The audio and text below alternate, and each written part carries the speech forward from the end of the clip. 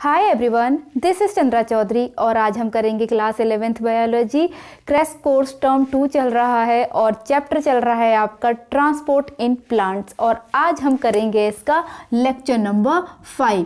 In previous video lecture we have discussed about absorption of water, कैसे जो root hair से जो xylem है जो कंडक्शन करता है वाटर मिनरल का सॉइल से आपके various part of the plant body तक, वो कैसे होता है। तो पहला इसका जो पार्ट था, पार्ट ए, कि एब्जॉर्ब कैसे होता है रूट से वहाँ तक जाइलम तक पहुँचता कैसे है वाटर, इसके बारे में हम डिस्कस कर चुके हैं। और आज इसका हम आगे की सीरीज़ पढ़ेंगे जिस पर पानी तो पहुँच चुका है जाइलम तक। अब जाइलम से कैसे various part of the plant body तक पहुँचेगा, ये कैसे होता है, ये इस वीडियो के अंतर्गत आपको सीखने को मिलेगा। तो आज का जो टॉपिक है वो है आपका water movement up a plant, कैसे ऊपर जाता है और इसे हम एसेंड ऑफ सेप भी कहते हैं। तो चलिए बिना किसी देरी के स्टार्ट करते हैं आज का वीडियो लेक्चर। तो चलिए, जैसे कि कल आप बना चुके थे, ये आपका रूट हेयर है, ये पहली लेयर है एंडोडर्मिस, उसके बाद कॉर्टेक्स थे, ठीक है, कॉर्टेक्स सेल्स थी जो लूजली पैक्ड थी और पैरेन्काइमेटस थी। उसके बाद आपका एंडोडर्मिस था, देन आपके कुछ फ्लोएम वगैरह थे यहाँ पर, और उसके बाद जाइलम था जहाँ तक पानी पहुँच चुका था एब्जॉर्प्शन से, यहाँ से मूव करता हुआ पानी आपका पहुँच चुका था इधर।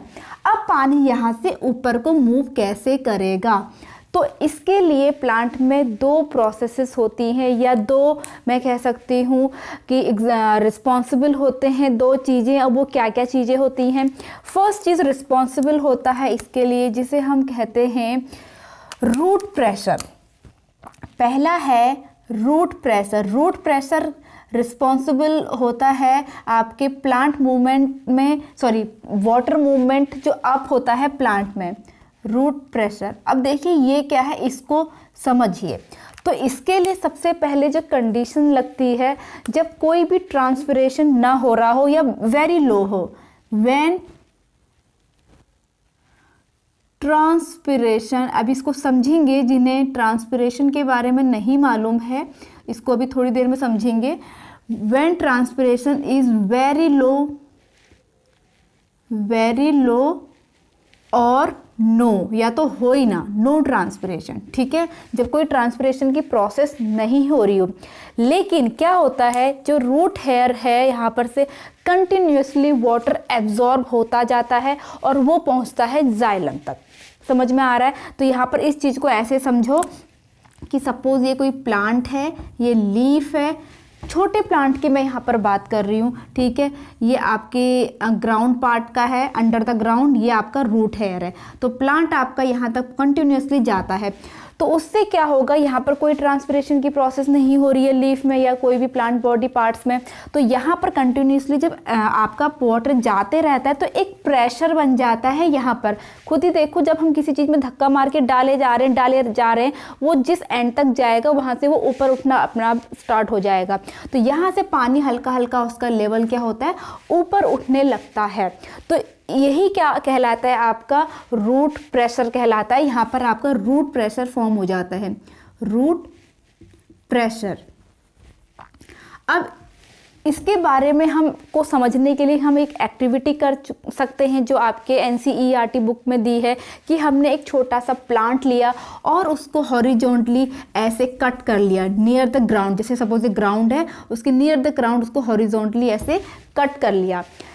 मॉर्निंग के टाइम पर हम जब देखेंगे तो यहाँ पर ड्रॉपलेट्स हमें देखने को मिलेंगी, या ओस जिसको हम ओस कहते हैं, ओस देखने को मिलती है। तो यहाँ पर पानी किसकी वजह से आया, इस जो रूट हेयर में रूट प्रेशर जनरेट हुआ उसकी वजह से ही यहाँ पर पानी आया। देखो यहाँ पर कोई लीव नहीं है, कोई ट्रांसपिरेशन की प्रोसेस नहीं है, फिर भी लीव आपसे आपका जो वाटर है वो रूट से कहाँ तक पहुँच गया है, इस स्टेम तक पहुँच जाता है। तो इसे ही हम क्या कहते हैं, आपका रूट प्रेशर कहते हैं। क्लियरली समझ में आ गया। ओके, अब एक फिनोमिनन हमको यहाँ पर देखने को मिलती है, वो क्या है, जो ये लीफ है। पहली बात, इस बात को समझ लीजिए कि जो रूट प्रेशर जो पहले तो सारे प्लांट्स में होता है, लेकिन ज़्यादा उनके लिए फ़ायदेमंद होता है जो छोटे प्लांट होते हैं, क्योंकि इस प्रेशर से ज़्यादा हाई लेवल तक पानी नहीं पहुंच पाता। तो जो छोटे छोटे प्लांट्स होते हैं, हर्ब हो गए, श्रब हो गए, उनके लिए ये फ़ायदेमंद होता है। रूट प्रेशर की हेल्प से ही प्लांट के various part of the plant body तक पानी पहुँच सकता है। ठीक है, तो यहाँ पर देखिए क्या होगा, जो आपकी लीफ होती है उनके यहाँ पर मार्जिन पर, ठीक है, मार्जिन पर एक पोर्स होते हैं जिन्हें हम कहते हैं हाइडेथोड्स।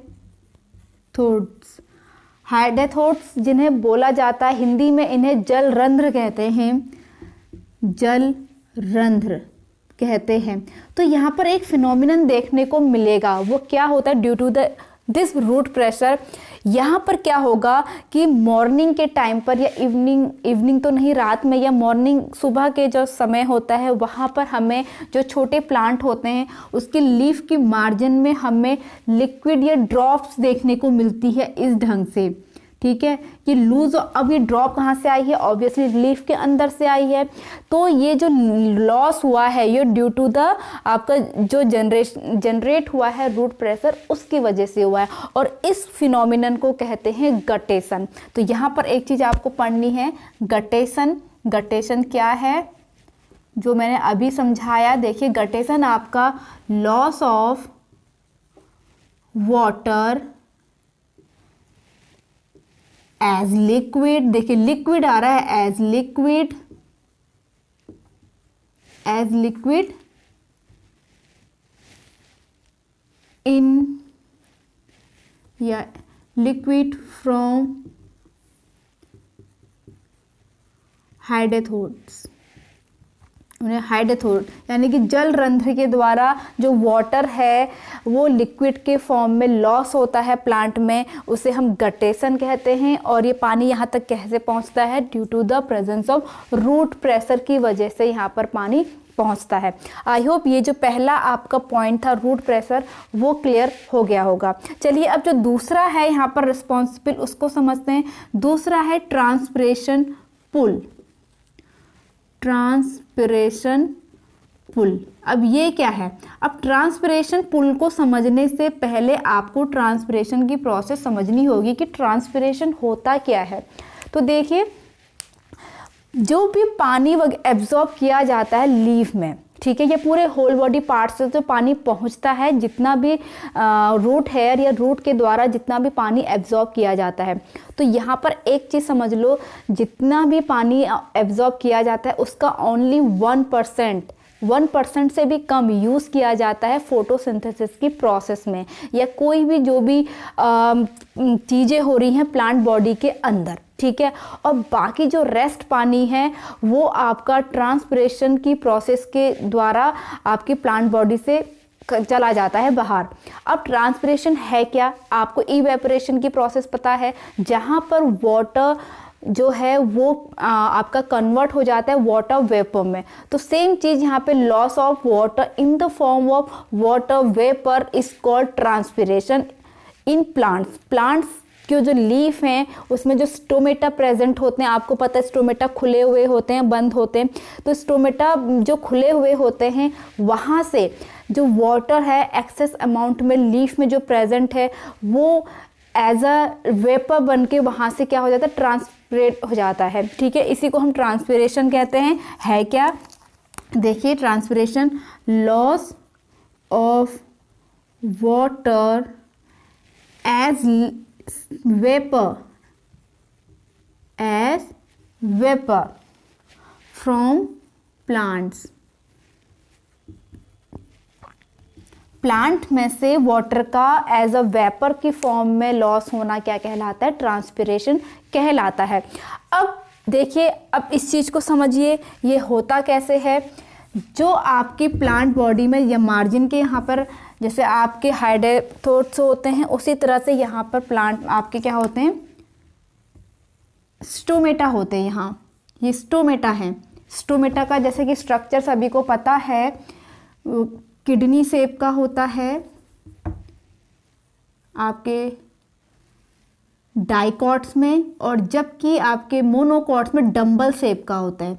ठीक है, ये आपके ओपन है, this is known as guard cell, ठीक है। और यहाँ पर अनदर सेल्स होती है। इसके बारे में हम डिटेल में जब ट्रांसपिरेशन आपको डिटेल में पढ़ाऊंगी वहाँ पर समझने को मिलेगा। बस यहाँ पर इतना समझो कि जो स्टोमेटा है उसका डायग्राम ऐसे इस तरह का होता है और वहाँ पर ये क्लोज्ड होते हैं, ओपन भी होते हैं, क्लोज्ड भी होते हैं। तो यहाँ पर पानी जैसे ही कंटिन्यूसली आपका एब्जॉर्ब किया जा रहा है, लीफ में पहुँच रहा है, लेकिन उसका ओनली 1% ही यूज़ हो रहा है किसमें, फोटोसिंथेसिस की प्रोसेस में, फोटोसिंथेसिस की प्रोसेस और अदर प्रोसेसेस में, एंड अदर प्रोसेसेस में ये पानी यूज़ हो रहा है, ठीक है। बाकी रेस्ट पानी जो है वो वेपर की फॉर्म में इस स्टोमेटा से क्या हो जाता है, आपका गेट डिटॉप हो जाता है। अब यहाँ पर हो क्या रहा, देखो यहाँ पर भी कंटिन्यूसली वो पानी बाहर जाते रह रहा है, तो एक प्रकार से यहाँ पर सक्शन फोर्स लग जाता है। अब सक्शन फोर्स कैसे लगता है, देखिए एग्जांपल, जैसे एक ग्लास पानी हमने लिया है, इसमें स्ट्रॉ हमने डाला है, तो स्ट्रॉ में जब हम ऊपर से सक करते हैं तो ये पानी यहाँ से कहाँ जाता है, बाहर आ जाता है, ठीक है। तो एक सक्शन फोर्स यहाँ पर लग जाएगा जिससे नीचे का पानी ऊपर को चढ़ने लगता है, खींचता है। तो इसे ही हम क्या कह रहे हैं, ट्रांसपिरेशन पुल कहते हैं। जो सक्शन फोर्स आपका जनरेट हो जाता है आपके किसके कारण, ट्रांसपिरेशन के कारण, उसे ही हम ट्रांसपिरेशन पुल कहते हैं। अब यहाँ पे 2 टाइप के फोर्स लगते हैं, वो फोर्स क्या क्या है। नंबर 1 फोर्स है यहाँ पर cohesive force and adhesive force, ठीक है। और जबकि दूसरा आपका होता है कैपिलरी फोर्स, दूसरा है कैपिलरी फोर्स। अब ये देखो क्या क्या है, कोहेसिव एंड एडहेसिव फोर्स क्या होते हैं। कोहेसिव फोर्स आपने साइंस में पढ़ा होगा कि आपका जो अट्रैक्शन फोर्स होता है सेम मॉलिक्यूल्स के बीच में, उसे हम क्या कहते हैं, कोहेसिव फोर्स। तो क्या आएगा आपका ये अट्रैक्शन फोर्स या फिर अट्रैक्शन बिटवीन सेम मॉलिक्यूल, ठीक है। वेयर एज जो आपका एडहेसिव होता है वो अट्रैक्शन फोर्स होता है किसमें, आपके अलग अलग मॉलिक्यूल्स में, डिफरेंट मॉलिक्यूल के बीच में, अट्रैक्शन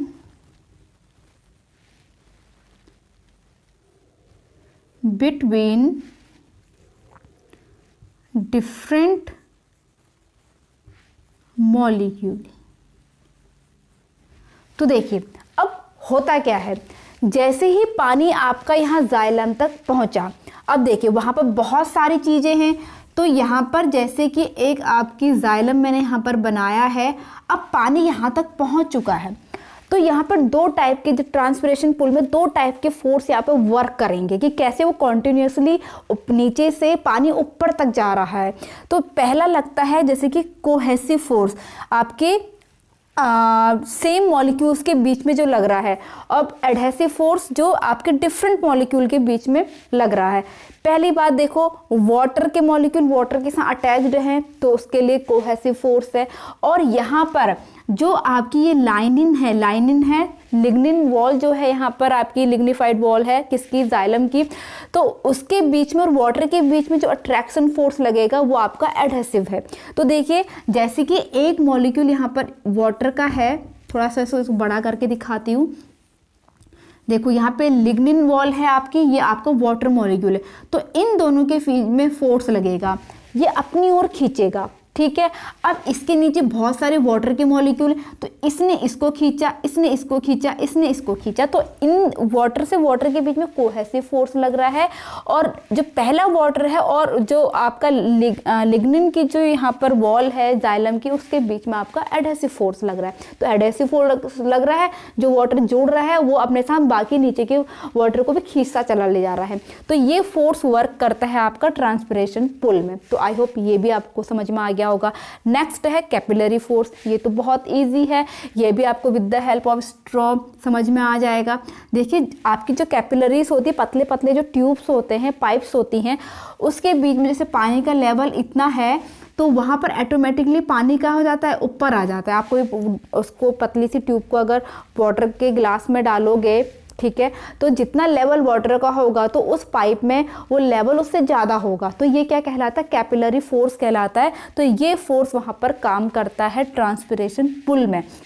तो इन दो रीजंस के कारण ही आपका जो वाटर है वो आपके जाइलम से या जड़ से बहुत बड़े ऊंचे ऊंचे प्लांट्स तक पहुंच जाता है, लेकिन रूट प्रेशर से छोटे छोटे प्लांट्स में ही ये वर्क करेगा, ठीक है। क्या लिख सकते हैं, टाइनी प्लांट्स में ही ये वर्क करेगा। जबकि ट्रांसपिरेशन पुल से यहाँ पर जो 15 फीट टू जो 25 फीट तक प्लांट्स होते हैं, उससे भी ज़्यादा के जो प्लांट्स होते हैं वहाँ तक पानी ये पहुँचा देता है ट्रांसपिरेशन पुल, इतनी उसमें पावर होती है। तो आई होप आज का जो वीडियो लेक्चर है वो आप लोगों को समझ में आ गया होगा। और टेक अ स्क्रीनशॉट। अगर वीडियो अच्छा लगा हो तो please hit the like, leave the comment, subscribe to my channel and press the bell icon.